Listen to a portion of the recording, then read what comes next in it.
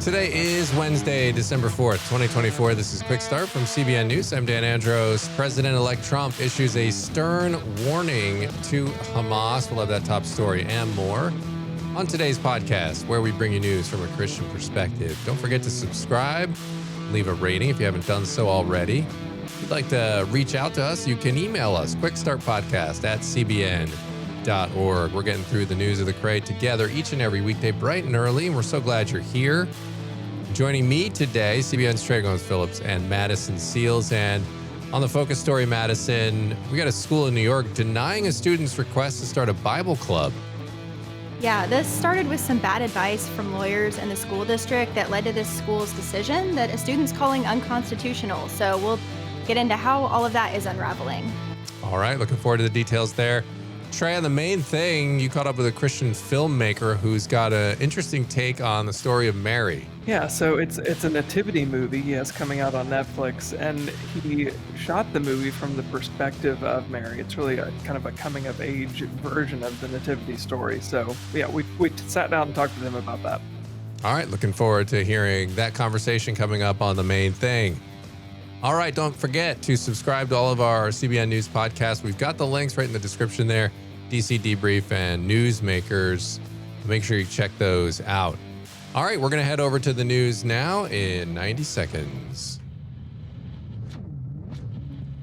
And nearly a week after a ceasefire between Israel and Hezbollah, the terror group violated that agreement, leading to some strikes by Israel. President-elect Trump issued a very strong warning to Hamas, demanding the release of hostages in Gaza before his term begins. Hezbollah claimed responsibility for mortar attacks in a contested area along the Israeli-Lebanon border.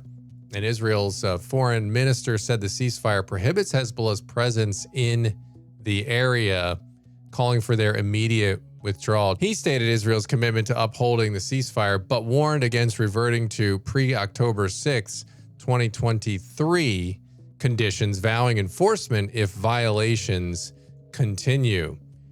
And a federal judge could soon decide whether to strike down a law that could ban Americans from using TikTok. It's set to take effect in January. TikTok argues the law infringes on First Amendment rights. And there's a battle between TikTok and the federal government now, and arrests with a U.S. Court of Appeals. And a Manhattan jury is weighing criminal charges against Daniel Penny in the subway chokehold death of Jordan Neely. It started deliberations in the case yesterday. Those are just some of today's top headlines. You can check out those stories and more over at cbnnews.com. Guys, this story, it's incredible it even went this far, this Daniel Penny story. I know we've talked about it a little bit on this podcast, but again, as someone I worked in New York for many years, you're on a subway like that, and I've seen it happen where a crazy person comes in and you just have like a helpless feeling. What are you going to do when you're just stuck in the subway for a couple minutes and you don't know how long you have until you're able to get out of there, and you're kind of trapped. And so this guy likely saved somebody from injury or even death. Potentially, he's threatening to kill people. Apparently, it was even way crazier than normal. And so it was good that he intervened, and it's crazy that he's having to go ahead and face these charges in the first place. Yeah, I just would have thought that there would have been some more stopgaps in our system that would have realized, okay, this guy was defending people, protecting people. As you said, Dan, people are probably alive because of the way that he stepped in. So I just am thinking, as I'm reading stories and hearing all of this about the trial going on, about him and his family, right? His loved ones. It's like, the old saying, no good deed goes unpunished, is kind of what's being borne out now. So yeah, definitely prayers for his family and loved ones as they're kind of having to watch him go through this. Yeah, it's sad to see cases like this pop up where, like you said, Trey, good deeds are being punished because, we see a rise in violent crime across big cities in this country, and there's not enough police to be able to keep up with it. And so there's already, a rising crime rate on the streets. And if there's not enough police, then citizens, are at least around to step up. And now they're kind of being discouraged from doing that either and protecting their brothers and sisters. So it's a scary world to live in when you see good citizens and good Samaritans who are punished for acting out.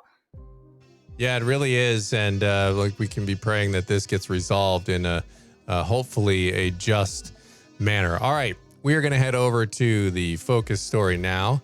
And as we mentioned at the top there, a school in New York denied a student's request to start a Bible club.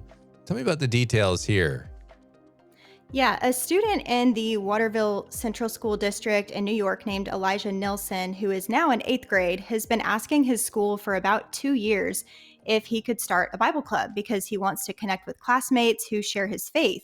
There's a detailed 3-step process in this school district for students who want to start an official club. So, first, the student must describe the proposed club's mission and goals, activities, how often it will meet, and any fundraising events it could hold. Second, the student must indicate or include the signatures of any interested students, and it must be open to all students as well. And then third, the student must meet with the principal to review the proposal. So Elijah did all of the above and submitted a proposal on January 4th of this year. And he explained to the principal that the club would study the Bible to promote character development, things like mental health and teamwork, and they would meet weekly before school or during lunch, and occasionally might have a pastoral guest join them and kind of lead them in their discussions. So initially, this request was denied on the grounds that the club was religious, but later the principal gave Elijah 2 options, either that the club could meet informally during lunch while a staff member supervised, or the club could apply as an outside organization and just use the school's facilities after hours.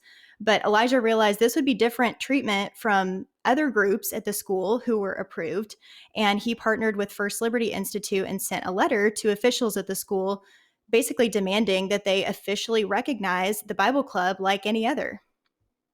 And how did the school officials respond then to his proposal? Well, we know some of the statements that Elijah was given based on conversations that his dad had in January and October with the assistant principal, Lindsay Owens. And she explained that the school could not officially recognize the Bible club because lawyers for the school district had advised her that recognizing a religious club would be the same as endorsing religion and that that was unconstitutional. So basically, Elijah was told the district that that the district would not officially recognize, fund, or sponsor the Bible Club as it would any other club. Like, for example, the school's Gay Straight Alliance that also hosts outside speakers on the school grounds, which may not be a religious group, but it's also unclear whether or not the school would fully endorse that club if asked about it. So Elijah's just pushing back, saying, my club should be allowed just as much as the others. Just because you allow it doesn't mean that you endorse it. And how is the school's response in violation of the Constitution? Well, First Liberty Institute sent a letter to officials at the school district saying the assistant principal, the advice that she was given was legally incorrect. And they list several reasons why. First, the Equal Access Act prevents schools from denying religious clubs equal access or discriminating against them when 2 conditions are met. First, that the school receives federal funds and it has a limited open forum, which just means that other groups or clubs are recognized on site. And the second reason is that by not allowing the Bible Club, the school is violating Elijah's constitutional rights to free speech and free exercise of religion. The letter also asks for a response from the school district before Christmas. So hopefully the case will resolve soon for Elijah's sake, and hopefully he can start up a club in the new year. Yeah, I mean, it's really crazy, and it's kind of just indicative how it's so bizarre in culture that they can go after things. I mean, you have drag queen story hours and no one bats an eye. It's like, we just go ahead and let that thing roll. But then the minute somebody wants to do something from a Christian perspective, which is totally within bounds of constitutional rights, it's like, got to treat it like this is this bad thing you're doing. And that's the thing that's always bothered me about the complaints about Christians trying to do things in public school, is that it's treated as this no-no, this naughty thing that you're trying to do. And while all these other things are virtuous, right? Gay pride stuff is treated as completely virtuous and this wonderful thing that that's loving and you need to be engaged in. But yet somehow Christianity is treated with this negative connotation. And I've always found that bothersome because the exact opposite is true, of course. And yet here we are in a case like this. It's the same type of bias going on against a Christian, and they view it as this crazy negative when, of course, it's just not always been that way. Yeah, I think this just kind of smacks of a double standard, right? The double standard that I think we've talked about so often on the show, and a lot of conservatives and certainly Christians have talked about, that is applied culturally. And there's another story, and maybe we can get into this a little bit later this week, but about a soccer player over in the UK who they were wearing a LGBT pride band, and he wrote "I love Jesus" on his, and the football association over there in Europe said, well, it's a violation for you to write "I love Jesus" because it's promoting a personal, political, or religious belief. But the original armband isn't, right? Right, but putting on an FA, Football Association sanctioned rainbow flag, that is somehow not a violation of their prohibition on wearing paraphernalia that promotes a personal, political, or religious conviction. So I'm not really sure how they're able to toe that line, but again, that's the double standard, I think, in practice. Right. And so often it's a case of semantics. I mean, in this Bible club situation, the things that the school proposed, like, well, you can meet after school or you can meet at lunch with somebody watching over your group, which is basically the thing that the student was asking for, except he was just asking that it be recognized as an official club and he could, advertise it to his friends and go through the proper channels. He could have just done this on his own and not even ask for permission. But the fact that he is asking for permission, going through the proper channels, and then being given the runaround all about a Bible club that, promotes positive character and teamwork and all these good things. It's just crazy. And hopefully the school will realize that. And there's precedent for it. There was a case just a couple years ago in New York where another student was denied her Christian club, and the school ended up reversing their decision a couple years ago. So there is hope out there, and there's students speaking up for themselves. Yeah, absolutely. And, look, these things need to, it's good that there's places like First Liberty out there that will tackle these cases and give people an avenue to fight back when they've clearly been wronged in a situation like that. So appreciate you bringing that one to our attention today, Madison. And we are going to head over to the main thing now. And Christian filmmaker DJ Caruso sat down with Trey to talk about his upcoming Netflix film, Mary, which chronicles the nativity story from the perspective of the teenage girl who birthed and raised Jesus. The Christmas movie hits the streaming platform on Friday. That conversation is today's main thing. Tell us a little bit about your decision to make this film, your background, why this was something that you were passionate about, because I think really it seems like this is a passion project more than anything for you. Yeah, it is. It is a passion project. For over the years, I've read a few scripts that were sort of dealing with Mary or the early origins of sort of her story. But so I've always was kind of looking, and I've kind of delved into different genres and stuff. But so when a friend of mine who used to run a studio sent me the screenplay and said, I came across this. You might really be interested in this. I know you're looking. I read Tim's script and I thought he did a really, really good job. And it was one of the first times I felt like, wow, we're taking Mary's story and we're seeing it from her perspective and her point of view. She's not just part of a story or the nativity story. Like, we're literally going to be in this and live with this young girl and have her take us through this journey.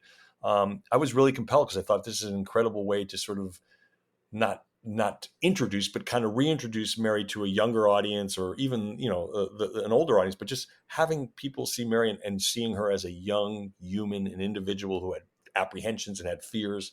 And so I really thought, wow, I can really do something with this movie. It can be something I can really get myself behind and really push this through. So that was it. It was really the strength of the characterization of her that made me think, wow, I'd love to try to do this. Seeing the film kind of as a coming of age story, which is not a perspective, that's not an angle that we often approach the nativity story from. So talk a little bit about that and how you think this new approach to a timeless story could reach new demographics of people in a way that typical nativity stories maybe don't reach. Well, yeah, I think there's a sort of a fait accompli to the nativity stories where you sort of know, okay, this is what's going to happen and this is how it works, and then Mary's going to do this and Joseph's going to pull her on a donkey and then we're going to go have a baby and all great stuff, right? But at the same time, we're so sort of, we've seen that before, but we've never really thought like, well, she's this young woman like in her upper teens, and like what is she going to be doing when this angel visits her, and what is she going to be doing when she's taken away from her family and she's put into the temple, and what's it like to be ostracized, and what's it like to sort of have an arranged marriage with someone that you don't really know, and so to me it was a great way for the younger audience to see Mary and understand that she has the same experiences 2,000 years ago with the way her life was, with the way that life is today. Like we have all of this stuff, and even the geopolitical unsettling nature of the time of Mary's is very similar to what we are with now today, right? And so I thought like Mary's cool. Like Mary should be cool. My 17-year-old daughter should see this movie and go like, yes, I have all the reverence and I love the Virgin Mary, but she's so cool. Like she was like I was when I was 17 or 16. So yeah, that was really the goal. I think it was sort of to see her in a different light and like to know the humanity of her and to understand the apprehensions and the fears, and that also it's a choice that she makes, right? Even though she's been selected and all of this, she really makes that choice and that fiat of saying like, hey, all right, I'm all in. Like, let me take God into my heart and let it be me. And that's very much what you want everyone in this world to be doing today, is to get rid of all the noise and all the stuff and to say like, I can do this. It doesn't mean your road's going to be easy. So I think she's a real great role model for a younger generation. As a believer, you know, of course, that you're pulling from a sacred text, right? You're telling a biblical story based on, you know, written word that believers hold very close and near to their hearts, is very precious. So how did that factor into telling the story? Because I know that you want to, you know, honor that while also being creative and taking some of that creative license as an artist. Yeah, well, that's a good question, because we really started with the framework of what everyone knows from the Bible and the Gospels of Luke and Matthew and everything that we know about Mary, and we know from those Gospels. We wanted to make sure that we anchored into that framework of the narrative, right? And to understand that that's part of the story, the part of the story. But then there's all these gaps and all these things that need to be filled in, and depending on what you know or what you don't know, like how was Mary born? Where did she come from? Who were her parents? Like, how do we factor that in? So you look at some of the non-canonized texts that existed in the time to get sort of a historical perspective of who Mary was. And Josephus, who sort of was a historian, he also gives you the stuff with Herod. So you kind of make sure that we stay really true and into the nature of what the biblical text was, and then expanded on it very carefully and very much with reverence to enhance the cinematic experience and tell the story. For example, I always say a great example is, okay, so Herod sent, the Roman soldiers to slay the children and, the slaughter of the innocents. So what would it be like? That's all it says. What would it be like if Mary's in another room and the Roman soldiers are kicking in a door? How can we experience that? So how does cinematically we elevate these experiences to make them real and visceral, because we're in there hanging on to Mary as we're experiencing the story. So that's to answer the question, Nick. We definitely kept the framework of everything that was vital from the gospel, and then expanded on that from other texts and other historical marks to craft the entire story. Yeah. If you don't mind, tell us a little bit about your own faith background and how you came to really care about this story, because it's clear through your answers that this is something that is really important to you. So what's a little bit of your personal faith background? My personal faith background, I grew up in Norwalk, Connecticut, a family of three. I was in the middle child. So my mother and father raised Catholic, went to Catholic school all the way from pre-K through ninth grade. And state Catholic, went to a public school because I was a tennis player and they had a really good tennis team, but still kept their practicing faith. And over the years, married a woman in college who we met in college, and she's Catholic as well. So we have a kind of a Catholic background and a faith, and also we do. I guess it's always been like, there's been times in my life where things have happened and things have gone, and you sort of start to, and not to say lose faith, but you have your moments of doubt, you have your moments of this, and you come into Hollywood and you come into this place, and it's sort of like, well, 25 years ago, speaking about my faith like this might have labeled me in a way that maybe would have ostracized me. It's just like there wasn't a lot of this happening. So you don't know, but I've always stayed true, and I've always felt like, particularly in my profession, that no matter what I do, like the offering has to be for him and has to be to God. And the best that I can do is to make the best piece of art, or the best thing I can do is for him. And if I do that, I found myself that it would even enhance my profession to even sort of be a profession of my faith. And now we have a movie like Mary, where you really get to say, okay, great. This is like, I want everyone to adore and love Mary the way that I love Mary and the way that I respect Mary. And this is why I'm going to make this movie, and I want to do it. And I hope that it works. So, I think to answer your question, my faith journey has been pretty consistent. I did lose my brother when I was in high school in 9th grade, and I had sort of a crisis of faith. I think at that time you are, I think when you're a teenager, there's like, and I don't mean this in a negative way, there's sort of this narcissism where you just kind of look within and don't understand, like, why is this happening to me? Why is this happening to me? Right. And then once I understood and got over that and saw a bigger perspective, I think I recovered. But I do remember really being angry with God at the time, being really angry because I lost my buddy, my best friend. And so that happened. But, that's probably a long-winded answer just to say that's kind of my background. And I think as I got older and the kids got a little bit older, it really has been a great way in raising children and understanding the importance of faith in raising children and having children that aren't afraid to, to stand up for what they truly believe in. And even if it doesn't make them popular, it's sort of like the gift you give to the world is hopefully the gift to your children. All right, Trey, thanks for that interview there. Really appreciate it. That's going to leave us with time on the podcast today for one last thing. Going to take a look at one of my favorites, Ephesians 2:4, but God, being rich in mercy because of the great love with which he loved us, even when we were dead in our trespasses, made us alive together with Christ. By grace, you have been saved. And Madison, I just love how we see the description of our state. We're dead in our trespasses. We were not kind of okay or getting by, but we were completely dead. And it's God who makes us alive because he's rich in mercy and he loves us so much. Yeah, and I love that descriptor, rich in mercy, and the reminder that his mercies are new every morning and so abundant that they cover our sins no matter how often or how badly we fail. Absolutely. All right. With that good word, we are going to wrap up this edition of the Quick Start Podcast. As always, make sure you're getting on over to cbnnews.com and faithwire.com for more news from a Christian perspective. Lord willing, and that creek don't rise up on us. We'll be back tomorrow with more. God bless. Friday Junior is up next. We'll see you then.